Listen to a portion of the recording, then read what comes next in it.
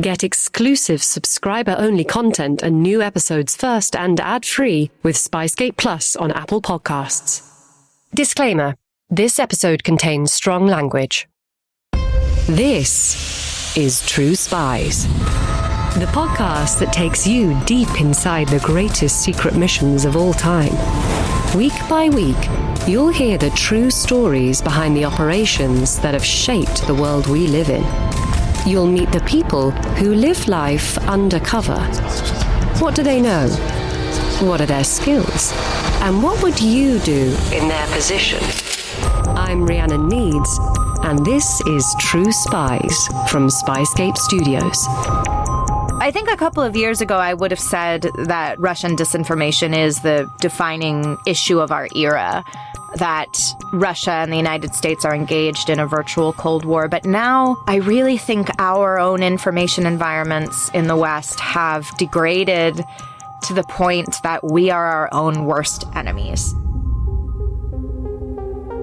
Disinformation Warfare, Part 2, America. July the 4th, 2017, Washington, D.C. Independence Day.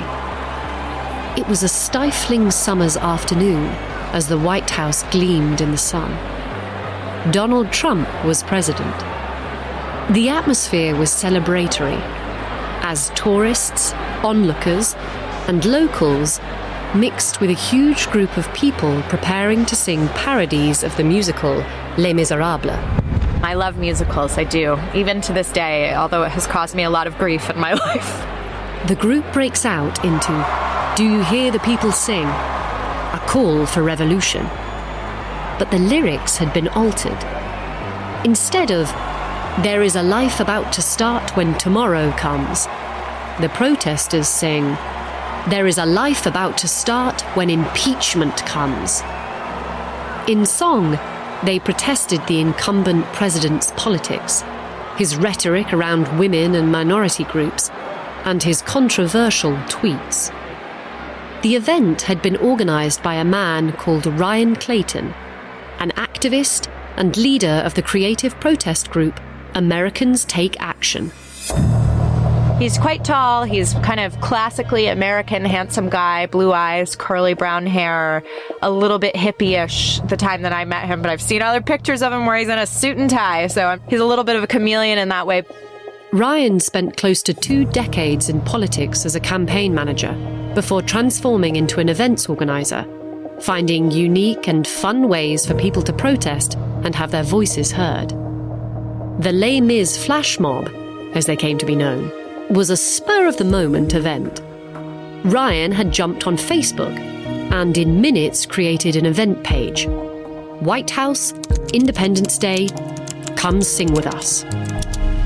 People were off work for the national holiday, and it was a beautiful day. The people picnicking nearby strolled over to see what was happening. Many onlookers thought it was funny. Ryan had, again, done so many protests over the years, and he really felt that despite, this being an interesting event, that it was one that something strange was happening there. Ryan didn't notice anybody suspicious, except those attired in American revolutionary outfits performing show tunes. But he was shocked by how many people attended. Then he remembered something. 3 days before the event, he, and several other protest groups, Sing Along Solidarity, Americans Against Trump, and Re-Sisters, had been contacted by a woman named Helen Christopherson. She had written to Ryan saying, "Hey, we've got some money on our Facebook ad account we'd like to spend to target this protest to people in the DC area." Clicking on her profile, Ryan noted that it looked like she lived in New York, was originally from Charleston, South Carolina, and had been on Facebook since 2015.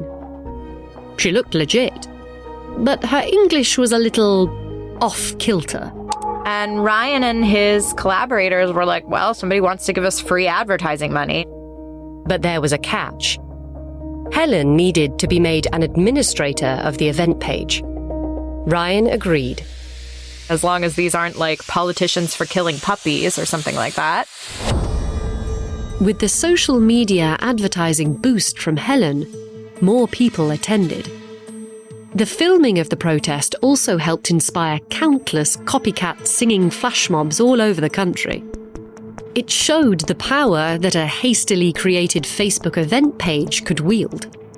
More than a year later, I started getting a flurry of messages from Russia watchers about a criminal complaint that had been launched by the Secret Service. And in that complaint, they noted that there had been a musical theater protest outside of the White House. And that sounded very familiar to me. Ryan, the activist leader, was named as the organizer of the protest in the complaint. He basically was shocked. He had no idea that Russia had somehow infiltrated his group, given them money to buy ads to get more people to their protest, and essentially provided a vehicle for Russia to influence politics in the United States. This was an intelligent, politically minded man, and even he became a victim of the Internet Research Agency in St. Petersburg, aka the Troll Farm. Last time on True Spies, we delved into the Troll Farm and how it operated within Russia itself and its neighbouring nations, spreading disinformation, pulling apart societal divisions, smearing anybody it deemed to be the enemy. The branches of the Troll Farm had now spread very far indeed through social media, targeting both sides of the political spectrum. The culmination and effects of its actions would contribute to one of the most shocking and unprecedented attacks on America's democratic norms and institutions, not by Russians or outside actors, but by Americans themselves. Earth's most powerful nation was about to navigate some incredibly treacherous waters. But how did this happen? Guiding us through the journey from Russian troll farm to complete chaos in American democracy is our expert. My name is Nina Jankowicz, and I'm an author. I wrote 2 books, How to Lose the Information War and How to Be a Woman Online. For the better part of the past decade, I have been researching Russian disinformation. I ended up working at the National Democratic Institute, which is an NGO that does democracy support around the world. This is the second of a 2-part True Spies special, focusing on Russian information operations and their influence on our lives, both online and off. Listen back to part 1, if you haven't already, to learn all about how the troll farm came into being, the information war it waged, and how it was used as a precursor to physical attacks on countries such as Ukraine. But let's begin where we left off in part 1, in Ukraine. In 2014, Russia's influence on the country had suffered a setback with the Maidan uprising. The year before, Ukrainian President Jankowicz reneged on a pledge that would bring the country closer to the EU. The subsequent protests would see him flee to Russia. The undoing of his constitutional amendments was declared the Revolution of Dignity. But Russia quickly regrouped and annexed Crimea. So after Euromaidan, these big protests in the center of Kiev and across Ukraine, along with the illegal Russian annexation of Crimea, there cropped up a lot of civil society organizations and operations that were meant to counter disinformation, and some of them were fact-checking operations. Russia was widening the information battlefield, focusing its attention on the east of Ukraine. Many separatist groups and ethnic Russians were driven onto the streets by what they read on social media, that their Ukrainian government had abandoned them, and only Russia could provide the life they longed for. The Kremlin's goal, to undermine Western-style democracy by sowing mistrust and causing its internal decline, was working. Putin needed to show his people and the surrounding former Soviet countries that democracy didn't work. Citizen groups, funded by several Western governments in Ukraine, were being held up as the antidote to fake news, the creation of which was the bread and butter of the troll farm in St. Petersburg. All of this fact-checking, while admirable, just really seemed to be missing the mark. Here, Nina is referencing something called the implied truth effect. According to Yale researchers, debunked labels added to social media articles and news websites bizarrely led to an increased perception of accuracy in stories which were not labeled. In terms of changing opinion, the psychological research about fact-checking over decades, going back to the 1970s, shows that actually it tends to make people remember the wrong information more than it helps them correct their perception. In eastern Ukraine, Kremlin-backed trolls pulled at ethnic tensions and spread disinformation about sensitive topics, such as the removal of a Soviet statue, and encouraged pro-Russian separatists to demand action from Moscow. The Kremlin had played these games before and learned many lessons in perfecting their information warfare. In Estonia, in 2007, the troll farm stoked tensions between Estonians and the ethnic Russian population before launching a cyber attack, crippling the country's technological infrastructure. In 2008, Georgia suffered cyber attacks, economic interference, cultural manipulation, an all-out disinformation war, and a physical invasion. In Poland in 2010, conspiracy theories were amplified by Russia surrounding the wreckage of the plane crash that killed its president. And then on to Ukraine. Just by nature of the way that fact-checking works, you're kind of leaving a vacuum too. You are allowing the adversary to set the narrative. The Kremlin's efforts to destabilize these nations, thanks in large part to the troll farm, were quick, effective, temporarily anonymous, and, set against the cost of traditional warfare, extraordinarily cheap. One by one, these countries suffered chaos through foreign interference. And then, of course, Euromaidan and the Revolution of Dignity happened in Ukraine.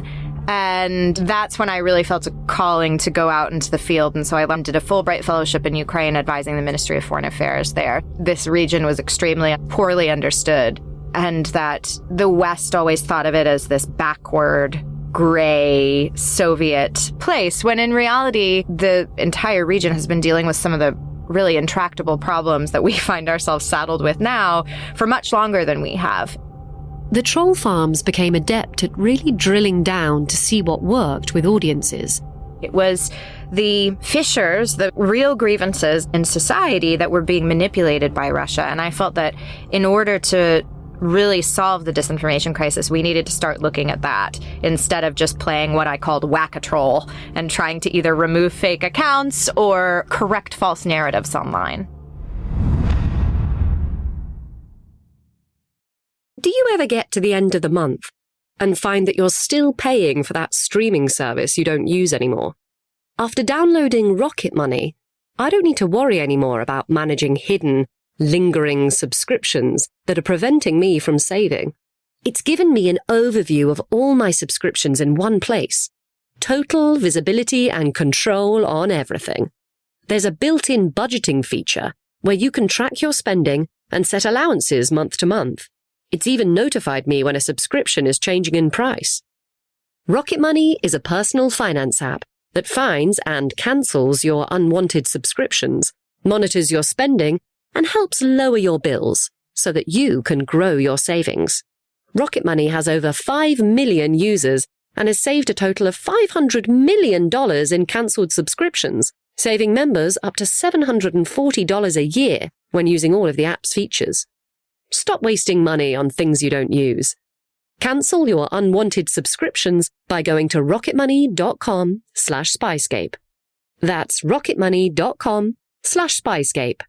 rocketmoney.com/spyscape. The fall of the Soviet Union promised many things to the likes of Georgia, Estonia, and Ukraine. Not least, Western-style economic prosperity. When that failed to materialize, life became hard for many. In those former Soviet countries, swathes of people became disillusioned with their new governments, societies, and identities. They believed that life had, in fact, been better under communism. It's these thoughts and feelings that Russia is so adept at exploiting, using them as motivators to disrupt, even as precursors to war. These countries also warned the rest of the world to ignore Russian disinformation strategies at their own risk. But the US wasn't listening.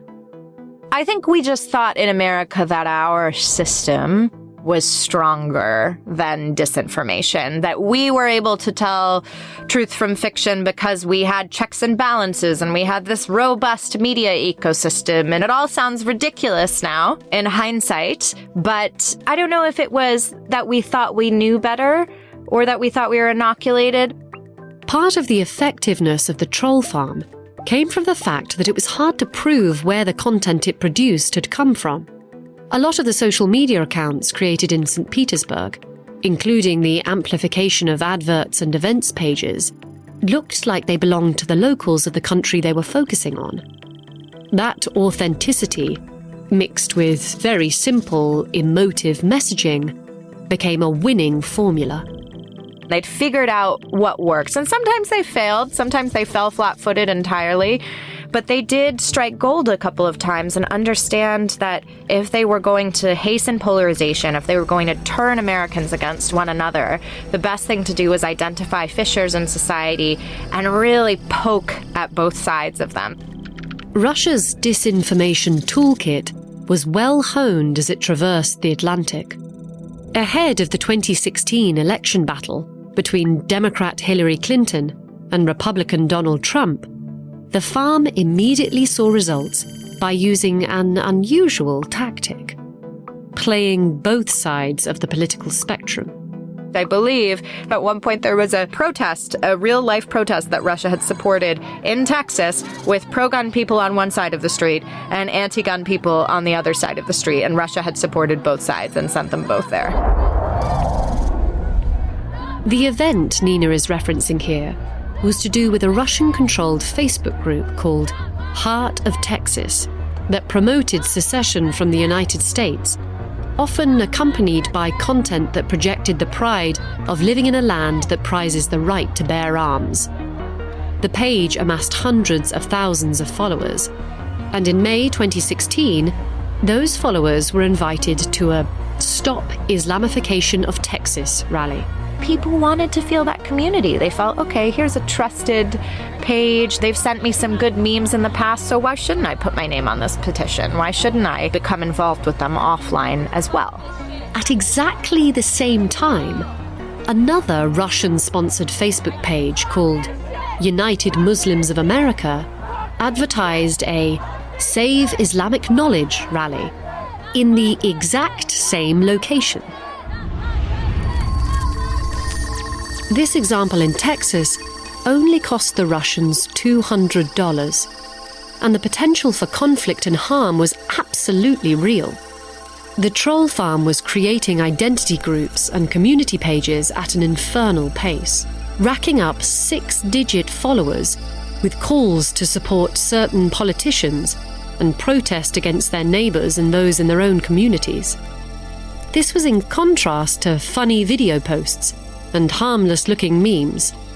My favorite one was this golden retriever with an American flag bandana and a little American flag, and it said, like if you think it's going to be a great day. And it cultivated this sense of community and then gradually moved the needle. So making bigger and bigger asks, not just like if you think it's going to be a great day, but if you support Donald Trump for president, change your profile picture. The very first Facebook ad that the Internet Research Agency bought asked people to make a patriotic team of young Trump supporters by uploading photos with the hashtag #KidsForTrump. The combination of seemingly innocent calls to action with emotionally charged content, mixed with the technological innovation of social media, was a powerful cocktail. If you support Donald Trump for president, buy a t-shirt from our store. Who knows where that money went? Religion, race, sexual orientation, employment status, political positions, even hobbies and interests were powerful motivating factors in getting people to harden their pre-existing beliefs. Russia has hastened the polarization, and kind of the fissures in our society widened those gaps to the extent possible, but they all existed beforehand. Over 30 million Americans shared content created by the farm. Many, many millions more liked or interacted with the content. They had gay rights pages, they had Latinx pages. It really ran the gamut. People wanted to feel that community. A group calling itself Blacktivist, run by the farm, had over 500,000 followers, more than the official Black Lives Matter page at the time. It supported rallies, uploaded videos about police brutality, some of it designed to shock, sold merchandise, and engaged users on Facebook Messenger. Of the 470 groups the troll farm created, this was one of its most popular. One group, called Black Matters, asked its followers to wear black, fight back. These groups manipulated so-called filter bubbles, the phenomenon of social media platforms providing personalized information to their users that conform to their existing beliefs or patterns of online behavior, isolating people from differing viewpoints. This is called white jamming. Russia really knows its audience and understands that there are certain things that really piss people off or get them out of their seats and encourage action. And so it's not like it was trying to target staunchly Democratic voters with a Vote Trump meme. Over 67,000 Facebook posts, not adverts, just posts, were created by the troll farm during the run-up to the election. On Instagram, this figure was nearly doubled to over 116,000 posts. Disinformation changes people's behavior. It's changing how they conceive of certain candidates, events. The 2016 US election between Donald Trump and Hillary Clinton was very close. There was just 70,000 votes across a couple of key swing states. But the whole event was mired in controversy. The pejorative term fake news discredited candidates. Claims of voter fraud abounded. Democratic National Committee emails were hacked and allowed to spread on social media.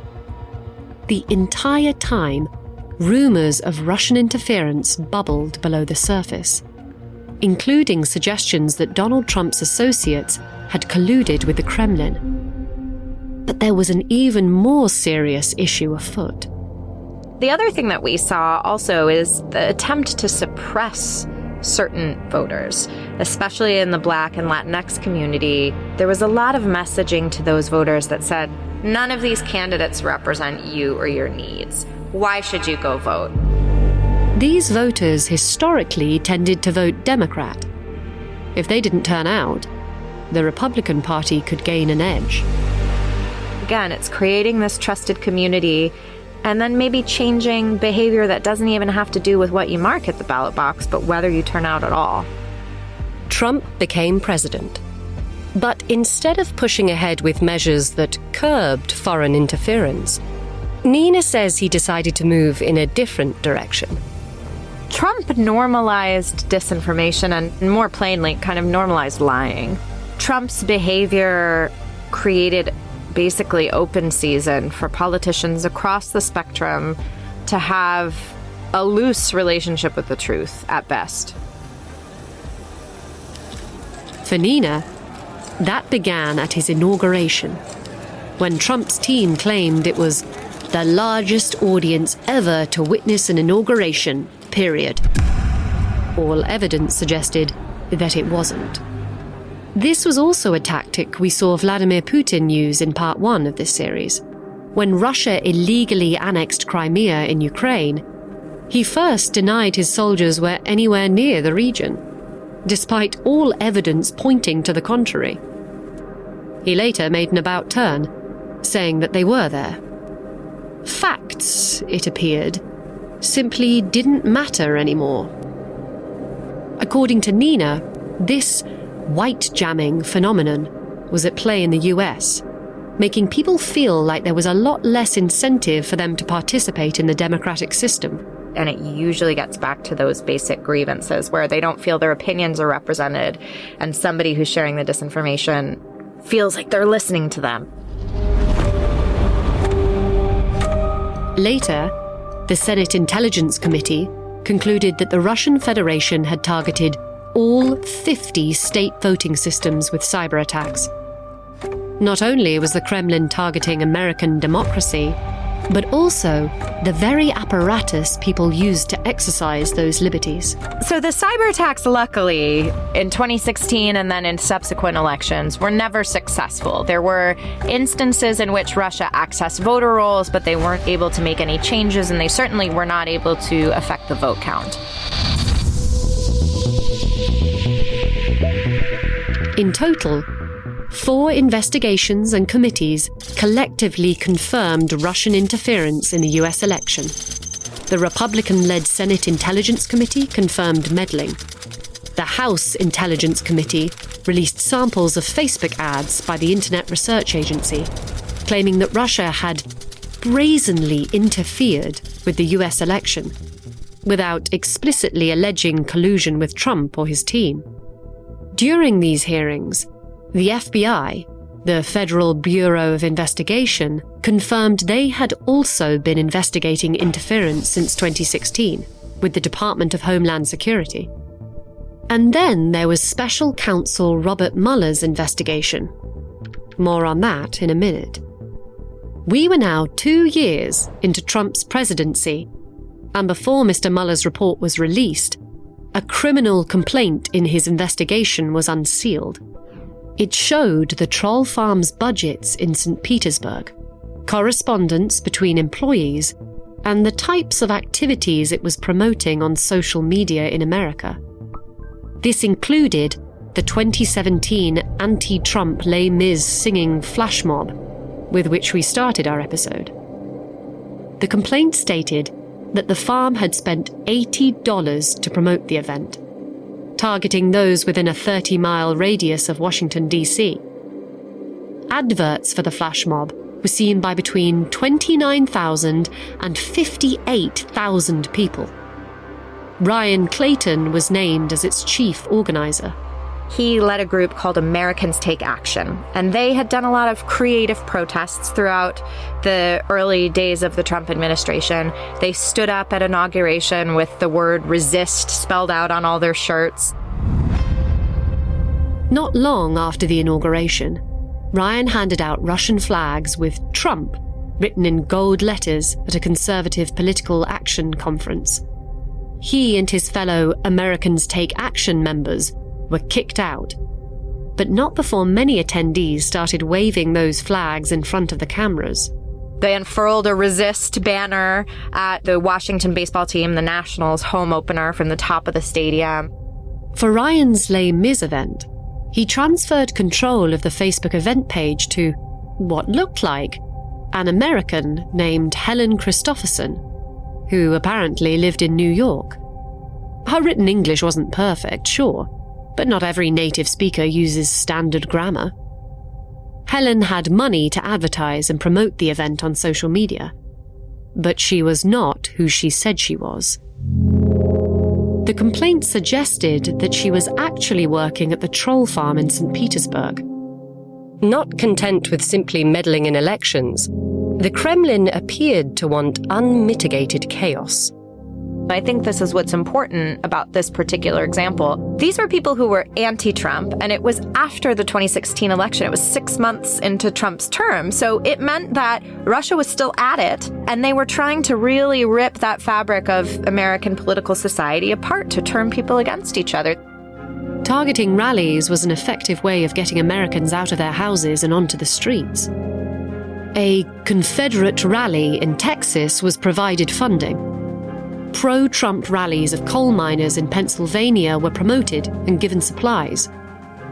Racial and historical divisions were amplified around a neo-Nazi rally in Virginia at the site of the statue of Confederate General Robert E. Lee, a slave owner who fought to preserve bondage and desired secession from the United States.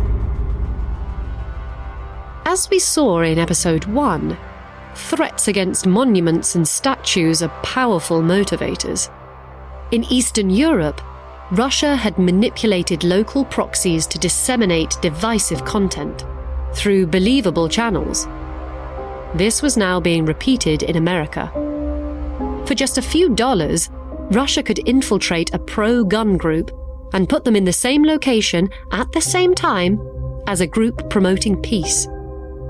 It took over 2 years to collate this evidence and confirm that the troll farm had falsified so many social media accounts.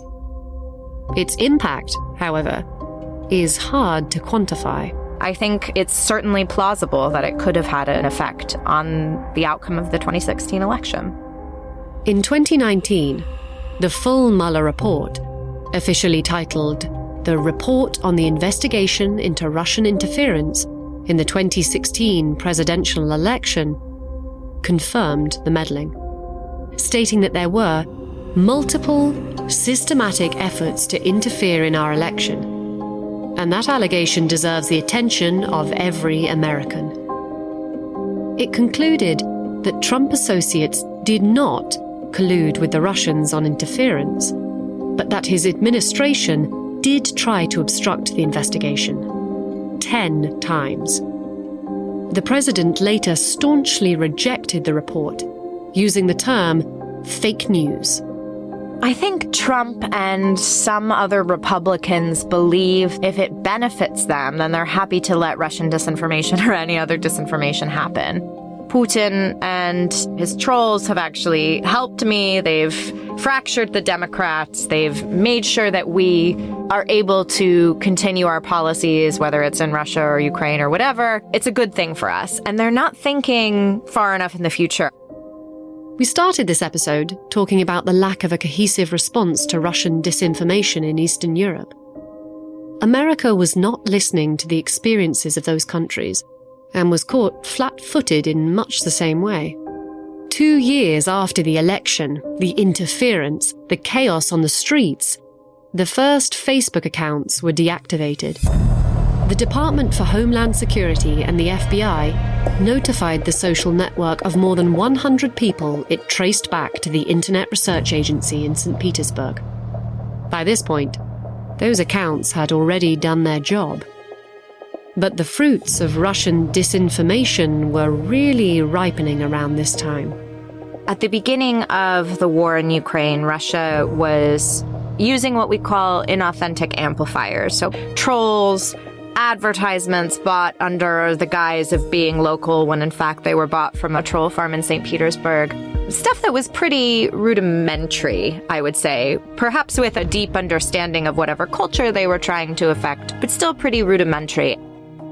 Now, in America, it had advanced to activating authentic amplifiers, those in power, real people, sharing mis- and disinformation in the mainstream, as we'd see in the extreme during the 2020 election and in Trump's final year in office.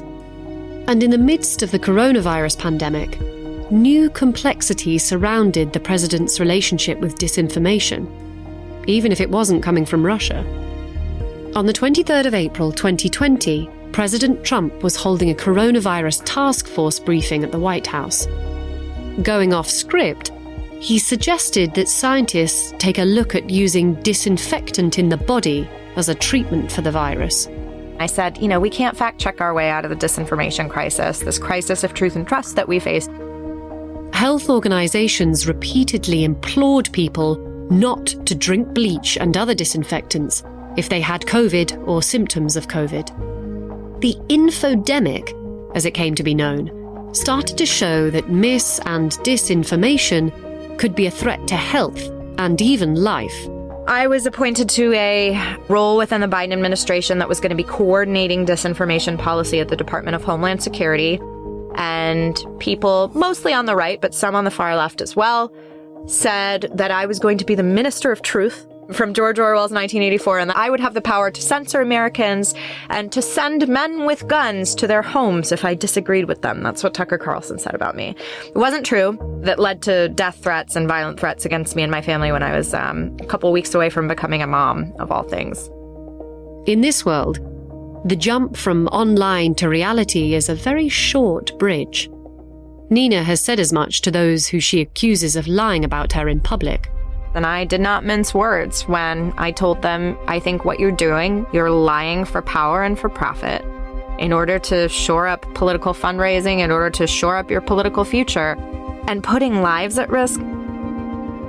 But when Nina began her role within the Biden administration, even talking about disinformation was so polarizing that it was nearly impossible for her and her team to make progress on the issue.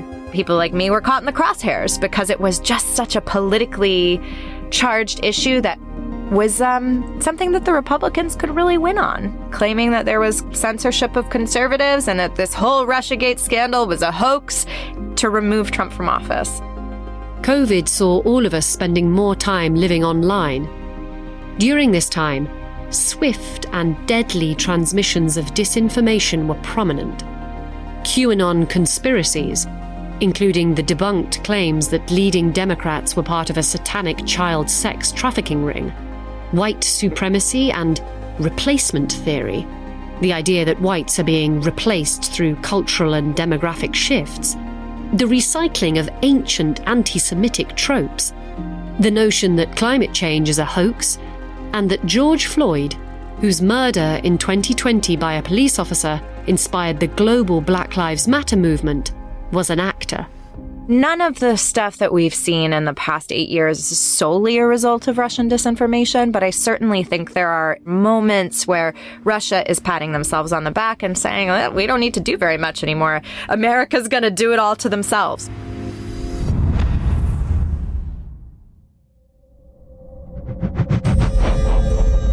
The 2020 election saw repeat themes of the 2016 election.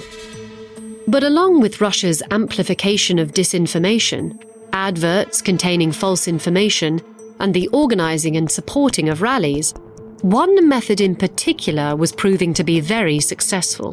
What we've seen is Russia using more techniques of information laundering. And this is where they find someone who is able to take a narrative that might be based at its core, in fact, to twist it a little bit, perhaps to introduce documents that have been altered or perhaps hack some documents that weren't public originally, who then introduces it into the mainstream. And so your figures like Rudy Giuliani, for instance, are especially vulnerable to this. Rudy Giuliani, Donald Trump's attorney, took a particularly active role in amplifying allegations of fraud in the 2020 election, without providing any evidence. We can't do much about that because Rudy Giuliani can go on Fox News or OANN and he's perfectly, allowed to do that. There's nothing illegal about what he's doing, and he's protected by the First Amendment. The First Amendment of the United States Constitution, created not long after the Declaration of Independence, guarantees the right to free speech without government censorship or interference. One consistent narrative that was brought to public attention by Rudy Giuliani was to do with Hunter Biden, Joe Biden's son. According to Rudy Giuliani, Hunter's business dealings with a Ukrainian energy company involved corrupt activities. This was followed by a series of allegations of misconduct in Hunter Biden's business affairs, centered around incriminating emails that were found on a laptop apparently owned by Hunter. And this story came to Trump through Giuliani. Over 50 ex-intelligence officials suspect the origins of the story exhibit characteristics of a Russian information campaign. The claims about Hunter Biden have been widely debunked, or the reporting around the story deemed unreliable. But Giuliani pushed the idea of corruption among those linked to the Democratic Party. That's the sort of stuff that we are seeing ahead of 2020. Again, a lot less related to overt bots, trolls, inauthentic amplifiers, ads in Russian rubles, and more of this circuitous attempt to influence the narrative. And it makes it so much more insidious when that's happening because it's not an account that you can remove. It's not something that you can de-amplify on a platform. And some people are going to buy it. And that's just the way democracy works sometimes. Trump then allegedly used this narrative to call Ukrainian President Volodymyr Zelensky, exerting pressure on him to initiate investigations into the activities of Hunter Biden, although Trump was cleared of any wrongdoing in his first impeachment trial around this phone call. Then, on the 6th of January 2021, after losing the election to Joe Biden, Trump gave a speech in Washington in which he told his supporters to fight like hell to overturn the election results and told them to march to the US Capitol. I hoped with COVID, with January 6th, we had all these off-ramps where we could have come together and said, this is where it stops. You know, people are taking horse medicine, people are dying because they believe in these conspiracies, and people doubled down on all of those narratives. Insurrectionists, after hearing months of Trump's repeated rigged election rhetoric, violently overran the Capitol building, a symbol of democracy in America, where laws are made and politicians represent their people. Thousands attended the rally. Hundreds stormed the building. Many were armed. People went into the seat of government and destroyed property and smeared poop on the walls. And yet, that was not a warning somehow. The riots were the sudden and violent explosion of a pressure cooker blowing its lid. And I think we have seen since January 6th a penchant on Russian television and other Russian media to say, oh, these poor protesters, they were just peaceful protesters in the Capitol, and they're being unfairly treated by the Biden administration. There was a lot of amplification of the Trump narrative that the 2020 election had been stolen. America's institutions were under attack from its own people. From the chaos of the insurrection, a striking photo emerged. A shirtless, American flag-waving QAnon shaman with fur hat and horns and a spear, sitting in a vice president's Senate chair. The chair where the rule of law, freedom of speech, and democracy is presided over, was being sat in by a supporter of a baseless conspiracy theory. 5 people died during the attack. Trump was charged with incitement of insurrection and was impeached for a second time. He was then acquitted for a second time. But the effects of January 6th will be felt in America for generations. The Russian troll farm that planted the seeds of an alternate reality had seen those seeds sprout into chaos and democratic instability. The locus of all of this change is social media, the place where people are getting their information, reading news articles, watching videos, talking to friends, organizing singing flash mobs, connecting with communities, meeting to riot. But what exactly is driving these platforms to be so relaxed in curbing foreign interference? So money, I think, is driving a lot of the disinformation that we see. We have the social networks, which are private companies, and they have shareholders to answer to, and those shareholders want to see these companies make a profit. And so if we know that the most engaging material is the most enraging material online, what incentive do social media companies have to moderate disinformation? There's a great irony that the world's biggest social media networks are American. Russia can give these companies tiny amounts of money and use them to influence, amplify, and coerce Americans. But the laws around social networks spreading disinformation remain rudimentary. So the first bill that was on the table way back in 2017 was something called the Honest Ads Act. And it was sponsored by a Democrat and a Republican. And to my knowledge, that bill has never made it out of committee. The bill was intended to introduce simple regulation, like there is for print, radio, and TV ads, about who could buy political ads online, or ads that support a particular candidate. The bill faced a filibuster, a delaying tactic used to prevent a vote, from Senate Republicans blocking its advancement. Pretty easy, low-hanging fruit there. And even that was too political to get out of committee. America has struggled to coordinate a response to these intrusions, much like we saw in Ukraine. And the many homegrown actors who had taken it upon themselves to spread disinformation make it especially difficult to handle. There have been other efforts to regulate social media. Very few of them get anywhere near the floor of the House or the Senate. Still, to this day, even the things that we should be able to agree on politically are not things that are legislatively taken care of. And because Elon Musk bought Twitter, and because of this whole narrative that there is some collaboration between governments and researchers and the platforms to censor conservative voices, all of the platforms are rolling back all of the election security measures that they had in place. The information ecosystem has only deteriorated further, says Nina, and lawmakers are effectively unable to impose rules that protect its users. The major social media companies are mostly based in the United States, so Nina believes that's where legislation needs to change first. We haven't seen the US really stand up in terms of regulating what's going on online. And now we're playing catch-up to the European Union and the UK and their online safety bill. In 2018 and 2019, technology companies increased transparency around political advertising and enforced stricter regulations around who can buy them. Because of this, you could no longer buy adverts on the major American social networks in Russian rubles.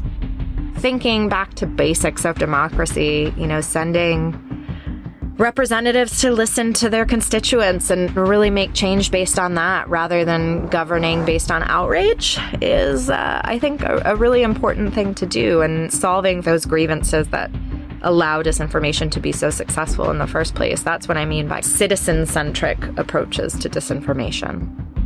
But can any administration justify censoring the supposed authentic expressions of its own citizens and not impinge on their First Amendment rights?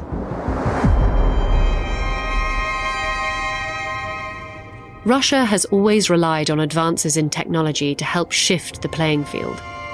The next wave of technological innovation will surely see artificial intelligence playing a role. AI is pretty scary when it comes to large language models and the way that they can put out information that is not true at scale. If you're using something like ChatGPT 3.5 or 4, they've got checks in place where theoretically a Russian troll or an Iranian troll would not be able to say, hey, write some falsehoods about Hillary Clinton for me. Throughout the elections of 2016 and 2020, social media saw lots of memes and posts and adverts with spelling mistakes, grammatical errors, and odd phrasing. As inconsequential as this may seem, it actually gave investigators easy clues that the content wasn't written by those with strong English language skills. A lot of the linguistic indicators that we relied on earlier to identify foreign disinformation aren't going to be there anymore because it's in pitch-perfect English, even in, with some colloquialisms that are inserted in there based on kind of the way that people write and speak online. AI is also able to generate deep fake content. Hyper-realistic, utterly convincing photos or videos or audio depicting individuals engaging in actions or making statements that aren't true. That's my biggest worry. The ways that the inherent biases in our society are reflected out by AI and can be manipulated by those who are in power, whether that is outside of our borders or within.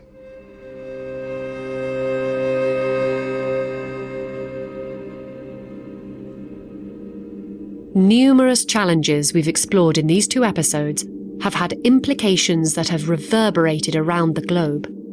The world's gaze is on America to see what happens at the next election. I'm certainly worried with attacks on people who study disinformation up and down the board, with trust and safety staff getting fired from major platforms and the bar going lower and lower and lower for what it is that politicians and platforms need to do around elections. And I think we've proven that we're not inoculated to disinformation. And in fact, we're happy to gobble it up if it confirms our pre-existing biases. without solving our internal problems, we're not going to solve the external ones either. And I think those have actually gotten far worse. If you look at where the United States and a number of other democracies are ahead of the 2024 big election year. But there is hope. If I didn't think there was hope, I wouldn't be in the game anymore. And especially after myself having gone through some pretty horrible disinformation campaigns. But I believe there is something worth fighting for. And our systems, to some extent, have, I wouldn't say they have shined, but they have kept us from complete ruin.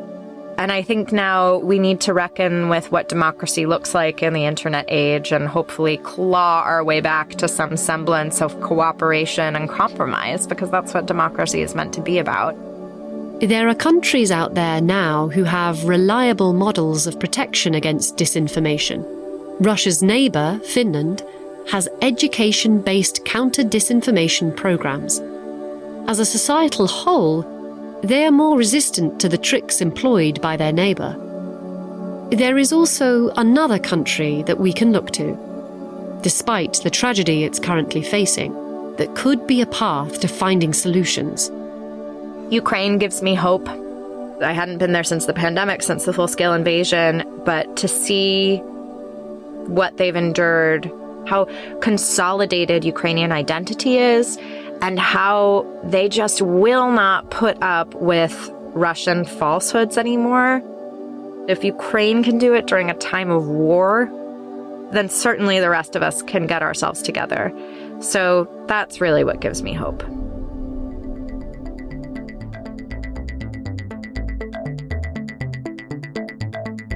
I'm Rhiannon Needs. Join me next week on True Spies.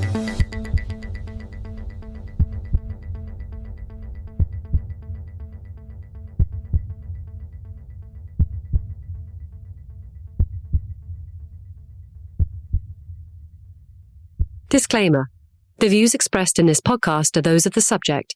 These stories are told from their perspective, and their authenticity should be assessed on a case-by-case basis.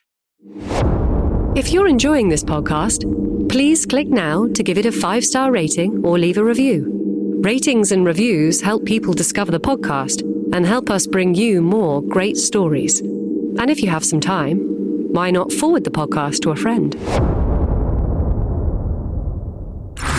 Aaron learns that 2 Chinook helicopters carrying units from the US Navy's SEAL Team 6 had approached Takurgar Mountain, a strategically crucial peak offering near total control of the valley below.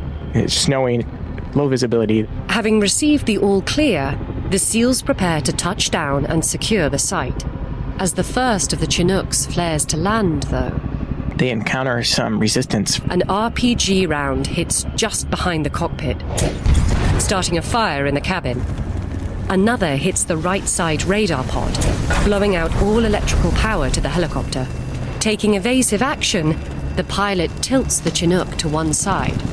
Such that a Navy SEAL by the name of Neil Roberts falls out of the back and lands in the snow. And so they leave him there.